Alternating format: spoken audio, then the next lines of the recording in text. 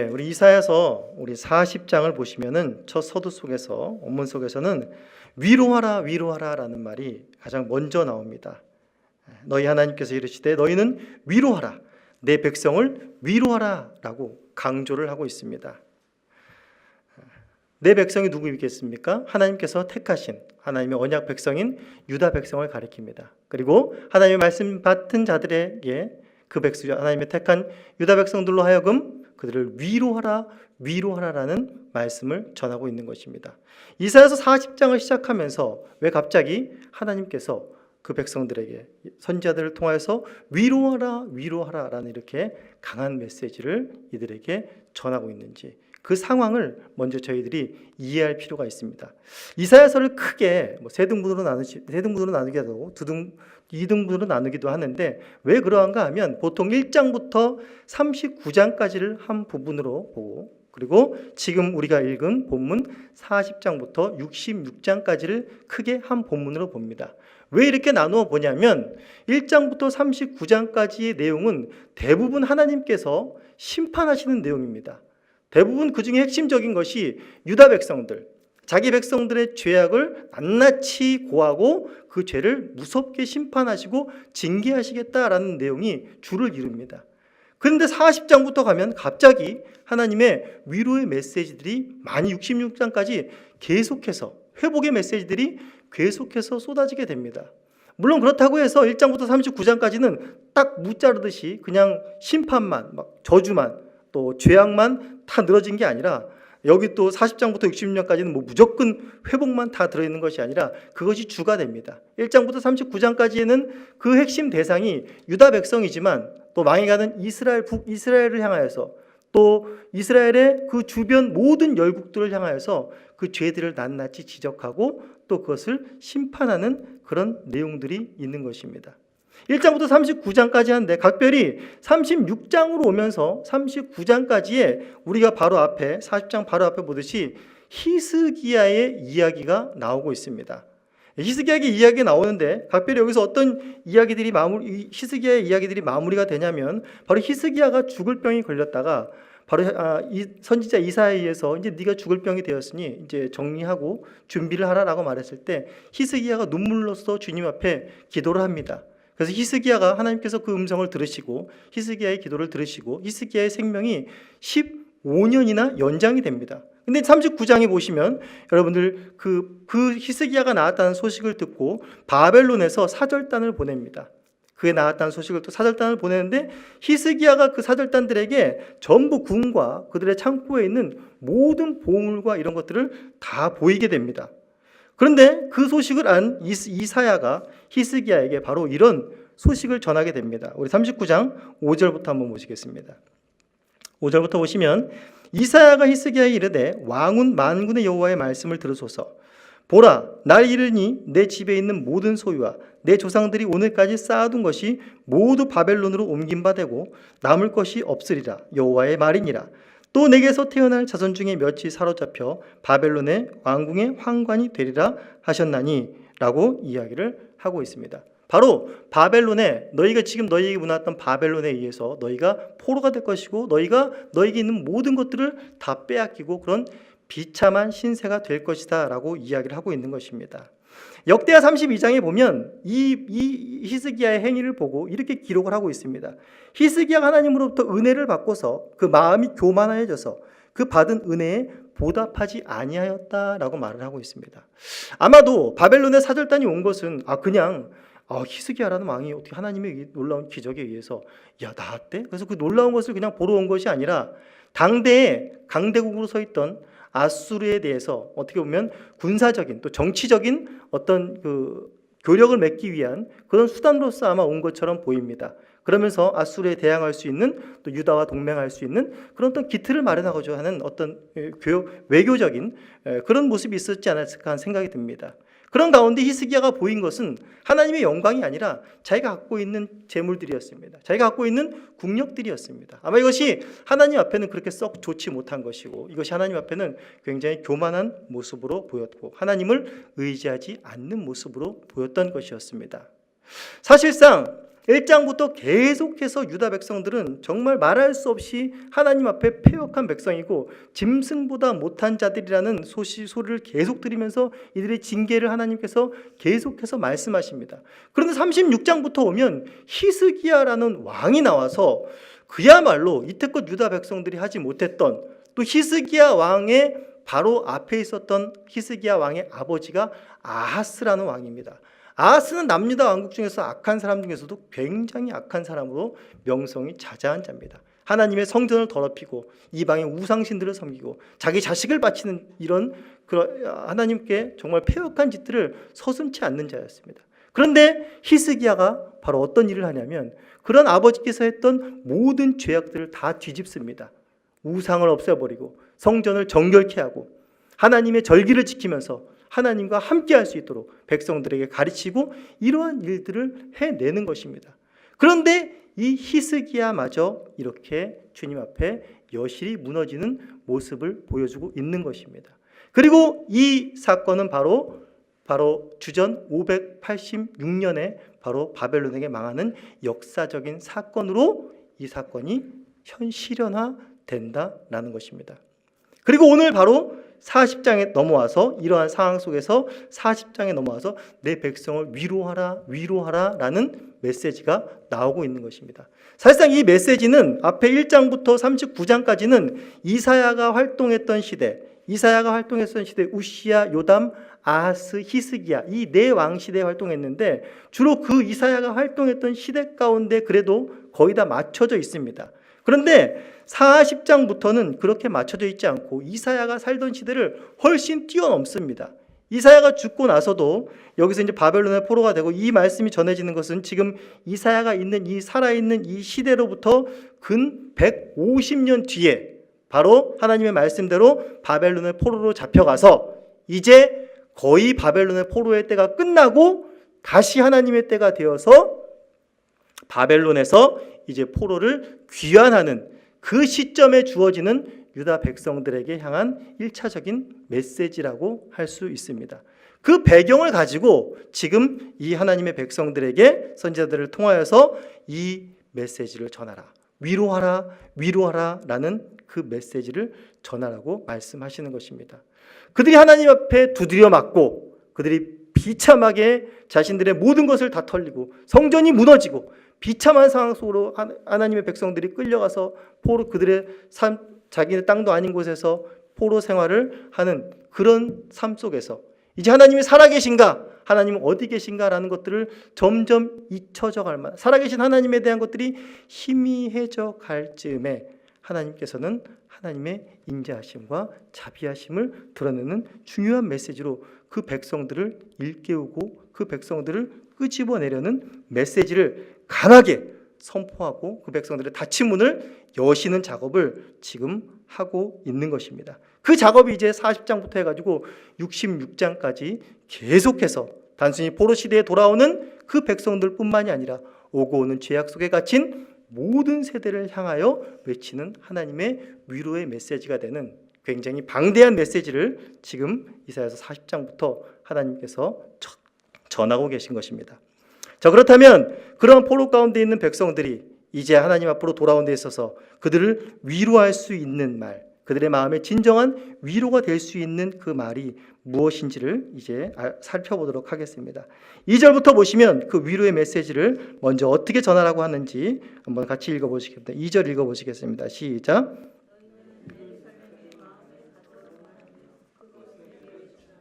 그 노역의 때가 끝났고 그 죄악이 사함을 받았느니라. 여기까지 읽겠습니다. 첫 번째로 말하는 것은 무엇입니까? 너희는 예루살렘에 마음이 닿도록 말하며 그것에게 외치라 라고 말하고 있습니다. 그들의 심장 가까이에 그 위로의 메시지가 들어갈 수 있도록, 그들의 마음에 닿을 수 있도록 그 메시지를, 하나님의 음성을 전하라 라고 말하고 있습니다. 어떻게 하면 그들의 피폐한 가슴 속에, 그들의 다친 마음 속에 하나님의 이 말씀이, 음성이 들어갈 수가 있겠습니까? 그 첫 번째는 무엇입니까? 바로 그 노역의 때가 끝났다라고 말하는 것입니다. 노역의 때가 끝났다는 것은, 이것은 군 복무가 끝났다라는 이야기입니다. 근데 이스라엘 백성들이 지금 군 복무가 끝난 것은 아니죠. 이게 무슨 말이냐면 바로 포로로 돌아가서 이제 돌아올 때가 되었다라는 것입니다. 거기에 갇혀있던 시대가 이제 막을 내렸다. 이제 하나님께서 약속하신 그 때가 다시 내 땅으로 돌아올 그 때가 되었다 라고 먼저 그들을 일깨우시는 것입니다. 어찌 보면 그 땅에 안주할 수도 있고 이제 그 땅에서 살아야겠다라고 할 수 있는 그 시점에 하나님께서는 아니다. 내가 말한 그 때가 왔다. 이제 너희들은 여기서 살 때가 끝났다 라고 말하는 것입니다. 사실상 군생활하면서 군 복무의 기간이 끝났다. 남성분들은 다 아시겠죠. 얼마나 그 기쁩니까? 갇혀 지냈던, 가기 싫었던 그 세계 가운데 갇혀 있다가 그것이 끝난 것입니다. 근데 이스라엘 백성들은 군 복무하다 끝난 그 상태를 말하는 것이 아닙니다. 바로 비참하게 끌려가서 그들의 속국으로 그들 밑에 있는 하칩의 민족으로서 거기서 살아가는 어떤 비천한 노예의 신분으로 살아가는 그런 처지에 있는 그 시대가 이제 끝났다라고 하는 것입니다. 이 소식이야말로 그들의 마음을 깊이 파고들 수 있는 위로의 메시지가 아니겠습니까? 그런데 단순히 하나님께서 끝내려고 하시는 것은 너희들이 그만큼 고생했으니까 이제 여기서 돌아온다라는 것으로 위로를 주려는 것이 아니었습니다. 사실상 이들이 왜 그곳에 끌려간 것입니까? 바벨론이 힘이 강해서, 바벨론이라는 나라가 정복력이 강해서 너무나 잔인해서 그냥 아무 나라나 먹다 보니까 그냥 이스라엘도 먹어서 이들이 그렇게 당한 것이 아니라는 것입니다. 우리가 논의 성경을 통해서 확인해 봤지만 바로 이사야나 또 미가나 하박국이나 스바냐나 예레미야 같은 바로 포로로 끌려가기 전에, 이스라엘이 망하기 전에 외쳤던 그 선지자들이 누누이 이스라엘 백성들에게 외쳤던 것이 있습니다. 그것이 무엇입니까? 너희 죄에서 돌이켜야 된다는 것입니다. 너희들이 망하게 됐다라는 것입니다. 바로 너희들의 죄 때문이라는 것을 계속해서 지적했지만 듣지 않았고 끝내 이들의 죄로 말미암아서 이들은 그런 비참한 지경에 이르게 되었다라는 것입니다. 그렇기 때문에 하나님께서는 더 근본적인 위로로 그 백성들의 심령 깊숙이 다가가길 원하시는 것입니다. 바로 그 문제, 너희들 스스로가 해결할 수 없었던 바로 그 죄된 깊은 문제가 이제 해결이 되었다. 그 죄 용서함을 받았다라고 선언하고 계신 것입니다. 이것이 이 백성들에게 얼마나 큰 위로가 되는지를, 그 죄를 깨달은 백성들은 알게 될 것입니다. 사실상 모든 인간들이 이런 복역의 때를 살아가고 있습니다. 그런 죄된 세상 속에서 여기서 갇혀서 이제 이 때가 끝났다 싶으면 또 이 때가 오고, 또 이 때가 끝났다 싶으면 또 이 때가 오게 되는 것입니다. 지지난주인가요? 어떤 우리 교우님 한 분과 이야기를 했는데 어릴 때는 자식들 키우느라고 그 자식들에게 갇혀서 이제 그렇게 고생을 하다가 이제 좀 이제 자식들이 다 크고 이제 성장해서 이제 좀 이제 거기서 해방됐다. 이제 자식들 키우는 때는 끝났다.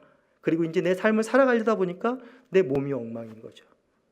이제 또 내 육신의 연약함 속에, 내 육신의 질병에 갇혀서 또 내 마음대로 하지 못하는, 자유롭지 못하는 또다시 어떤 고통의 복역의 때를 살아가고 있는 우리의 삶이 모두 다 이렇다라는 것입니다. 단순히 유다 백성뿐만 아니라 오고 오는 모든 세대 가운데에 그 때가 끝났다 싶으면 또 다른 또 다른 복역의 기간들이 계속해서 우리를 얽어매고 있다라는 것입니다. 주님께서는 바로 이러한 근본적인 문제, 죄로 인해서 얽매였던 모든 그 사슬 안에서 우리가 그것이 끝났다라고 선포하심으로 인하여서 바로 그 백성들의 마음을 더 깊이 파고 들어가고 있는 것입니다. 그렇다면 어떻게 이 패역한 백성들이 그 노역의 때를 마치고 죄사함에 이르게 되었다고 말을 할 수가 있겠습니까? 그 근거가 무엇이겠습니까? 우리 아까 2절 읽었던 하반절, 제가 읽겠습니다. 그의 모든 죄로 말미암아 여호와의 손에서 벌을 배나 받았느니라 할지니라 하시니라 라고 말하고 있습니다. 이게 무슨 말입니까? 혹시나 잘못 알아들으면 이제 바벨론으로 끌려간 유다 백성들이 벌을 배나 받았다라는 것입니다. 좀 지나치게 받았다라는 것입니다. 우리가 아이들을 혼낼 때도 감정에 휩싸일 때가 있지 않습니까? 그래서 2대만 때리기로 했는데 이제 때리다 보니까 이게 감정이 팍 올라와가지고 한 4-5대 때리면서 후회할 때가 있죠. 저만 애들을 때린 것 같은. 근데 그런 뉘앙스로 들으시면 굉장히 큰 오해라는 것입니다. 여기서 하나님께서 벌을 배나 받았다라는 것은, 이 말은 하나님께서 너희가 받은 징벌을 충분한 것으로 여겨주셨다라는 것입니다.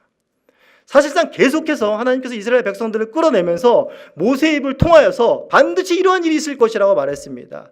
너희가 내 계명을 지키지 않고 나를 따르지 않고 다른 것들을 의지하고 우상들을 가나안 땅에 들어가서 의지하면 너희들이 다른 나라에서 흩어질 것이고 거기서 비참한 생활을 할 것이다 라는 것을 분명히 누누이 예고해 왔습니다.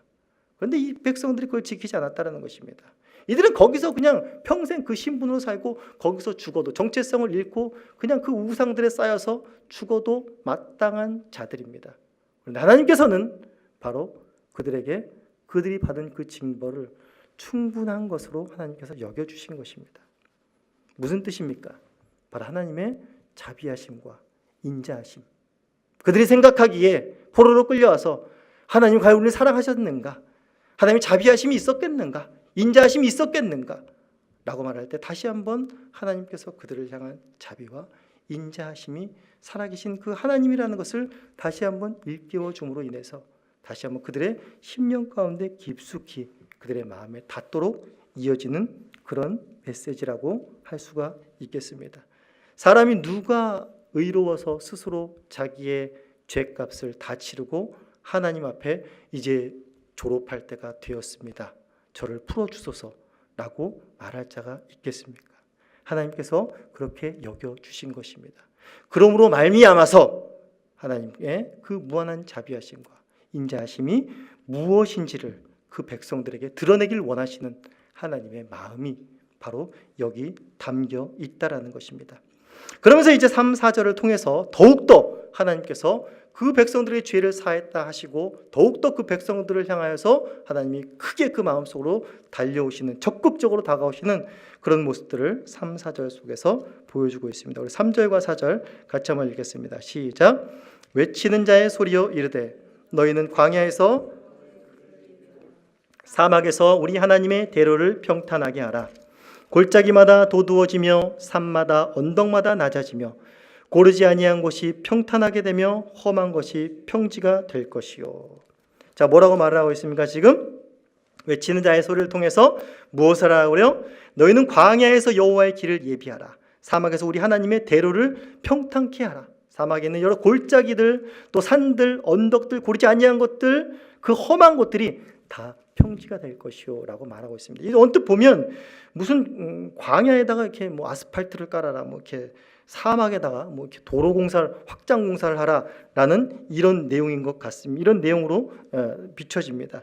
그런 이것의 본 의미는 바로 하나님께서 이제 그 죄 사한 백성들, 선포에 끝나는 것이 아니라 그 백성들을 직접 데리러 하나님께서 찾아오시겠다라는 말입니다. 즉 그 찾아오실 그 주님을 맞을 심령의 상태를 준비하라. 너희 마음을 준비하라 라는 말입니다. 이 말은 우리가 익숙하죠.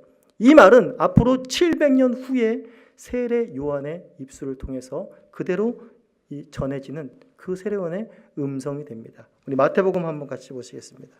마태복음 3장 1절에서 3절입니다. 마태복음 3장 우리 1절에서 3절을 한번 같이 읽어보시겠습니다. 시작.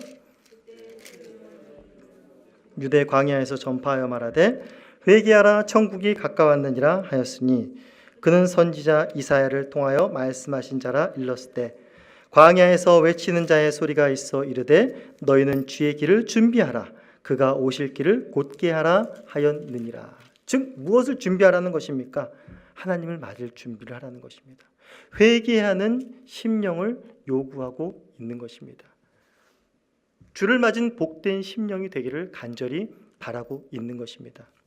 이들의 힘으로는 도저히 하나님 앞에 나아갈 수도 없고 하나님을 찾아갈 수도 없고 그런 모든 것들을 상실한 상태에 이들은 갇혀 있는 것입니다.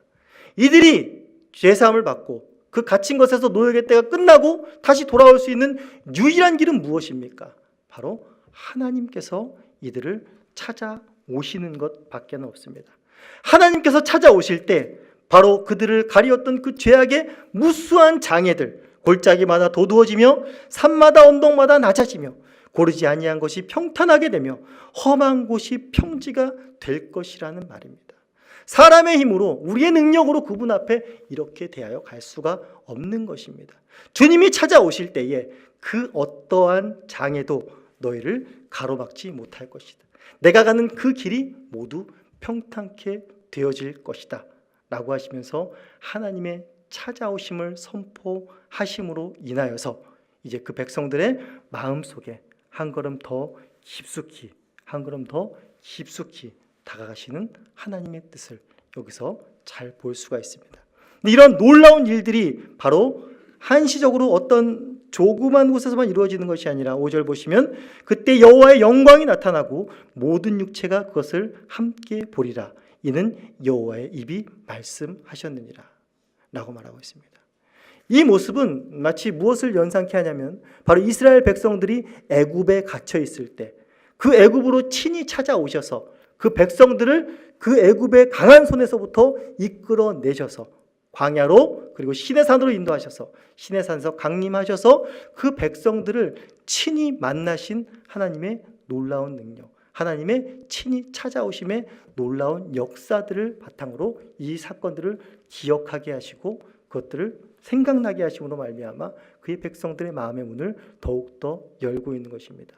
시내산에서 애굽에서부터 나온 그 놀라운 애굽에서부터 하나님께서 직접 그 백성을 찾아오시고 그 백성을 이끌고 그 백성을 하나님의 백성으로 만드는 그 놀라운 광경은 단순히 애굽과 이스라엘 백성만이 아는 것이 아니라 온 그 주변에 있는 열국들이 다 그 소식을 알았습니다. 가나안 땅에 들어가기 전에 이미 가나안 땅 사람들은 바로 그 소식을 듣고 벌벌 떨고 있었다라는 것입니다. 바로 그것들을 떠오르게 하는 것입니다. 이들이 가지고 있던 역사, 하나님이 직접 찾아오심의 역사들, 이들이 알고 있는 역사입니다.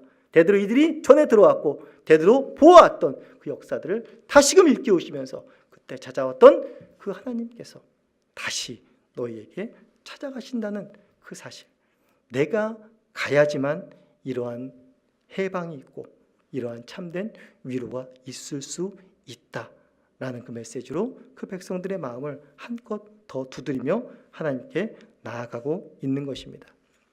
그런데 사실상 이러한 메시지가 주어진다고 해도 이들이 처한 현실이라는 것은 어떻습니까? 강대국 바벨론에 쌓여 있는 것입니다. 그들의 큰 우상인 마르독 신과 그들의 온갖 우상들 가운데 둘러싸여 있어서 과연 하나님이 우리에게 올 수 있을까? 라는 그러한 의구심이 자연스럽게 들지 않겠습니까? 그리고 이 하나님의 백성들, 유다 백성들은 포로로 잡혀가기 이전부터 계속적으로 이들은 세상에 하나님을 의지하지 않고 세상의 화려함이나 세상의 영광을 쫓던 자들이었습니다. 우상을 섬기고 어려움과 두려움이 있을 때마다 하나님을 의지하지 않고 주변 열국들을 의지하는 것이 바로 이들의 모습이었습니다. 그러면서 이런 자들에게 하나님께서 확고하게 던져주시는 말씀이 바로 6절, 7절에 나와 있습니다.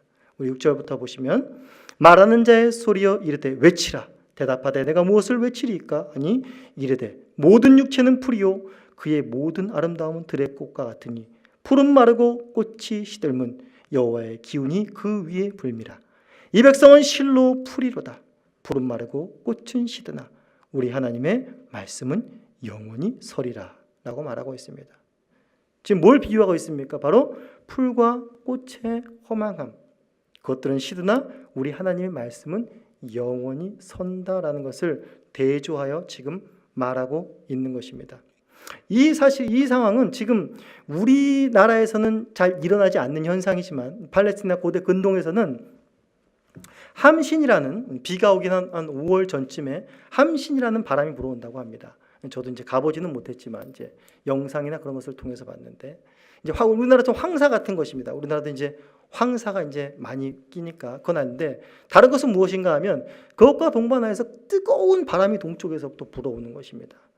그때 그 동쪽에 그 바람이 뜨거운 바람이 함신이라는 것이 쫙 몰고 가면 거기에 무엇이 남냐면 그곳에 자라있던 풀이나 이런 꽃과 같은 것들이 삽시간에 그냥 생명 없이 갈색 푸르던 것이 그냥 갈색 이렇게 생명 없는 싹같이 그런 것처럼 이렇게 다 변해버린다라고 이야기를 하고 있는 것입니다. 즉 하나님께서 무슨 말을 하고 싶으신 거냐면 바로 그들의 상황 속에, 그들의 환경 속에서 일어나고 있는 일로 말미암아서 그들의 마음속에 더 다가가는 것입니다. 사실 이런 환경에 우리가 갖고 있지 않으니까 우리에게 있어서는 마음에 그렇게 크게 와닿지 않을지도 모르겠습니다. 그러나 당대 이 백성들, 그런 환경 속에 있는 이 백성들에게는 이 말이 더 깊이 다가왔을 것입니다. 즉 무슨 말을 하고 있는 것입니까? 너희가 의지했던 그 강한 것들, 너희가 의지했던 그 화려한 영광들, 바로 꽃과 같은 그 영광들, 피어났던 무궁한 것들이 어떻게 된다고요? 바로 여호와의 기운이 그 위에 불면은 어떻게 됩니까? 바로 사그러지는 것입니다. 함신이 한번 싹 지나가면 그 모든 영화로웠던 것들이 생명을 잃어버린 것 같은 역사들이 일어나게 된다라는 것입니다. 그것들은 의지할 것들이 아니라라는 것입니다. 그것들이 내가 가는 그 길을 결코 방해하지 못한다라는 하나님께서 말씀을 하시는 것입니다. 그러면서 그것들을 의지하고 그것들을 두려워하지 말고 무엇을 의지하라는 것입니까? 하나 여호와의 입에서 나오는 그 말씀, 그 약속, 내가 지금 너에게 주어지는 그 약속을 신뢰하라는 것입니다. 그 말씀 위에 굳게 서라고 지금 주님께서 그 백성들의 심령을 두드리시고 그 백성들의 심령을 말씀 위에 세우기 위해서 더 한 걸음 한 걸음 깊이 그들에게 하나님의 음성으로 다가가시는 모습을 우리가 이 본문 속에서 확인해 볼 수가 있습니다. 그러면서 이제 마지막으로 9절을 통해서 이러한 말씀을 하십니다. 우리 9절 함께 읽어보시겠습니다. 시작. 아름다운 소식을 시온에 전하는 자여, 아름다운 소식을 예루살렘에 전하는 너는 두려워하지 말고 소리를 높여 유다의 성읍들에게 이르기를 너희 하나님을 보라 하라. 지금 여기 보시면 아름다운 소식을 시온에 전하는 자여, 그리고 아름다운 소식을 예루살렘에 전하는 자여라고 해서 이 한글로는 아름다운 소식을 시온에 전하는 자, 그 소식을 받는 대상이 시온인 것처럼, 그리고 아름다운 소식을 예루살렘에 전하는 자여면서 아름다운 소식을 받는 대상이 예루살렘인 것처럼 되어 있습니다. 그러나 원문 속에서는 그렇게 되어 있지 않고 아름다운 소식을 전하는 시온이요, 전하는 자가 시온입니다. 그리고 아름다운 소식을 전하는 예루살렘이요 라고 그 대상이 바로 시온이고 예루살렘이라는 것입니다. 즉 시온은 무엇입니까? 우리 미가서 4장 2절에 나와 있듯이 시온은 주의 율법과 말씀의 근원이 되는 것입니다.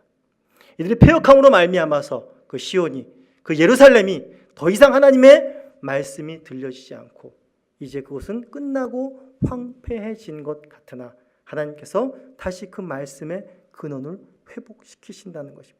영원히 사라지지 않는 그 말씀을 여전히 그곳에서 그의 백성들을 향하여서, 유다 백성들을 향하여서 외치라고 지금 말을 하고 있는 것입니다.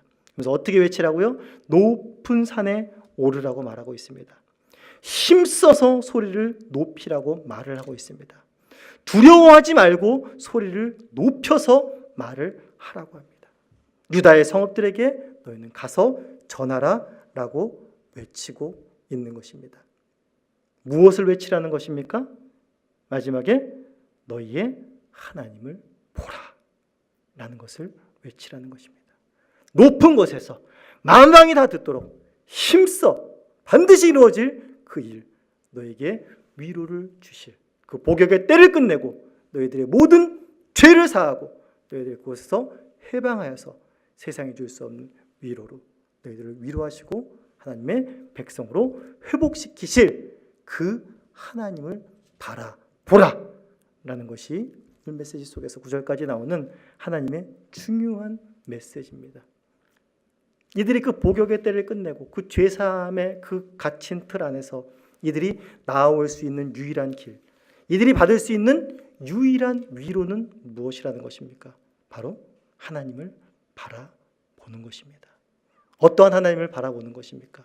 적극적으로 나를 향해서 다가오시는 그 하나님, 내가 원하지도 않고 구하지도 않고 때로는 거부했던 그 모든 것들 속에서 내 죄를 사하시고 내가 하나님으로부터 하나님 나에게 결코 올 수 없을 거야라고 하는 그 모든 장벽을 깨쳐버리고 하나님께서 그 백성에게 다가오셔서 그 백성의 모든 죄를 사하시고 세상이 줄 수 없는 위로로 그 백성들을 회복시키신다는 것입니다. 바로 그 하나님을 바라보라라는 것입니다. 이렇게 하나님께서 우리에게 찾아오시는 그 열심들의 생생한 모습들을 우리는 어디서 확인할 수가 있겠습니까? 바로 복음서에서 예수 그리스도께서 이 땅에 오시고 그 백성들에게 찾아가신 그 모습을 통해서 오늘의 말씀을 좀 더 생생하게 바라볼 수가 있습니다. 오늘의 말씀은 단순히 그 포로 때 귀환에서 돌아올 그 백성들에게만 주어진 것이 아니라 오고 오는 모든 세대, 궁극적으로는 그리스도께서 친히 찾아오셔서 백성하시는 그 대속사역까지를 쭉 해서 바라보고 있는 것입니다. 여기서 주님께서 이렇게 강한 메시지로 우리에게 다가오신다고 말하십시오. 위로하고 계시지만 누가 알았겠습니까? 700년이 지난 후에 사람으로 오실 줄이야. 아무도 생각하지 못했습니다. 우리야 많이 배웠고 성경을 봤으니까 그러려니 하지만 천사들도 생각하지 못했던 것입니다. 오로지 주님 안에만 갇혀있는 놀라운 비밀이었던 것입니다. 그 주님께서 사람으로 오셨습니다. 같이 먹고 같이 대화하고 같이 눈과 눈을 마주칠 수 있는, 이보다 더 죄된 사람의 마음속에 가깝게 다가오는, 그 마음에 가깝게 다가오는 역사가 어디 있겠습니까? 그 주님께서 오셔서 하신 일이 무엇입니까? 내 고통을 돌아봐달라, 나를 위로해달라, 내 병을 고쳐달라 라는 수많은 사람 속에 주님이 하신 일은 내가 죄사함을 받았느니라 라는 선포였습니다. 감히 할 수 없는 선포였죠. 바로 그 말씀이 이루어진 것입니다. 그리고 하나님께서 그 백성들 아무리 모자란데 어떤 죄인이라도 찾아가지 못할 자가 없다. 율법의 어떠한 정죄를 받은 자라도 그리스도께서 찾아가서 회복시키지 못할 자가 없다라는 것을 예수 그리스도의 그 대속사역을 통해서 보여주고 계십니다. 그리고 그의 말씀을, 율법을 완전케 하신 분으로 바로 예수 그리스도가 이 땅에 오셨다라는 것입니다. 그리스도의 제자들 중에, 그 엄청난 일들을 한 제자들 중에 어느 한 사람이 자기의 힘으로 주님 앞에 나아갈 수 있었고 자기의 힘으로 주님의 제자가 될 수 있었겠습니까? 십자가 사건 속에서 모두 다 그분을 떠난 것 속에서 그것은 여실하게 증명되었습니다. 그런데 주님께서는 어떻게 하셨습니까? 부활하시고 다시 그들을 찾아가시는 것입니다. 그리고 그들에게 죄를 묻지 않으셨습니다. 어떻게 하셨습니까? 그들을 위로하셨습니다. 그들의 심령 깊숙이 다가가셨습니다. 나를 보라라고 하신 것입니다. 부활하신 나를 보라라고 말씀하시는 것입니다. 그때 제자들은 뒤집어지는 것입니다. 그러므로 말미암아 그 세상이 줄 수 없는 위로와 평안을 받은 그 제자들이 드디어 어떤 일을 하는 것입니까? 바로 율법이 시온에서 전파되고 주의 말씀이 예루살렘에서 전파되듯이 제자들을 통하여서 그리스도의 몸된 교회를 세우심으로 인해서 그 말씀이 만방 가운데로 펼쳐나가는 사도행전의 역사가 일어나는 것입니다. 그러므로 말미암아 그것들을 모든 육체가 하나님의 영광을 보게 되는 역사를 경험하게 되는 것입니다. 세상의 그 어떤 사람도 죄에 갇힌 우리들을 찾아와 위로할 수 없습니다. 한시적으로는 위로할 수가 있겠으나 그것은 한시적인 것이요 그 뒤에는 더한 외로움과 더한 고통 속에 빠질 수 있는 것이 바로 연약한 풀과 같은 인생들, 바로 저희들이라는 것입니다. 그러나 주님께서는 그런 인생들 안에 찾아오신 것입니다. 그리고 죄사함을 선포하시고 내가 너희에게 가는 것들을 모든 장애를 걷어내고 내가 너희를 위로한다. 나의 영광이 만방 가운데 드러날 것이다. 이제 너가 위로받은 너가 바로 그 만방 가운데 또 다른 일에게 위로를 전하는 자가 되라는 그 사명까지도 우리에게 허락하신 것입니다. 지금 각별히 저희들이 고난주간을 통해서 주님의 고난을 더욱더 묵상하고 있습니다. 무엇을 묵상하셔야 되겠습니까? 우리에게 다가오신 주님. 어떻게 말로 다 설명할 수가 있겠습니까? 그러나 분명한 것은 우리에게 주님께 나아갈 수 있는 이유는 주님께서 오셨기 때문입니다. 그리고 우리를 위로하셨기 때문입니다. 그리스도의 그 십자가의 사건이 여러분의 마음속에 와 닿으십니까? 그 십자가를 볼 때에, 그 십자가의 말씀을 묵상할 때에 그것이 우리의 마음에 와 닿습니까? 그렇다면 우리는 세상 어떤 사람보다 큰 위로를 받은 사람입니다. 다른 것에 더 이상 큰 위로는 없습니다. 우리가 그로 말미암아서 더욱더 주님 앞에 그 소망과 위로를 가진 자로서 이제 다시 오실 그 주님께서 불가능한 집이 있겠는가? 극치로 성취될 그 하나님의 나라를 바라보시면서